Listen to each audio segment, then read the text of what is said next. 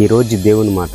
కొంతమంది వాళ్ళ మెప్పు కోసం మన మీద నిందలేస్తుంటారు. అవును, వాళ్ళ మెప్పు కోసం వాళ్ళు మీ మంచి వాళ్ళమని, మేము మాలాంటి వాళ్ళు ఎవరు ఉండరని, ఉన్నది లేనట్టుగా, లేనిది ఉన్నట్టుగా కొంతమంది మన మీద నిందలు వేస్తుంటారు. కానీ ఆ నిందలు పట్టించుకుంటూ మనం ఎప్పుడు కృంగేవారిగా ఉండకూడదు. అవును, ఎందుకంటే దేవునితో పోల్చుకుంటే మన నిందలే కాదు, మన అవమానమే కాదు. కానీ వాళ్ళ ఇష్టమైన మనిషి దగ్గర మన మీద నిందలేసి వాళ్ళు సంతోషపడుతుంటారు, లేనిది కల్పించి చెప్తుంటారు.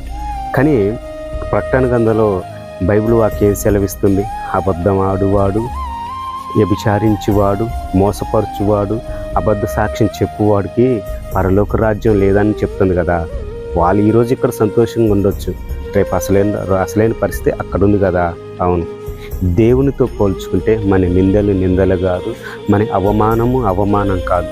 వాళ్ళు ఎక్కడ మనుషుల మెప్పు కోసం మన మీద నిందలేస్తారే తప్ప అసలైన తీర్పు, అసలైన మెప్పు తర్వాత ఉన్నదని గ్రహించలేకపోతారు. ఈ చిన్న మాటలు ఈరోజు దేవుడు దీవించును గాక. ఆమేన్.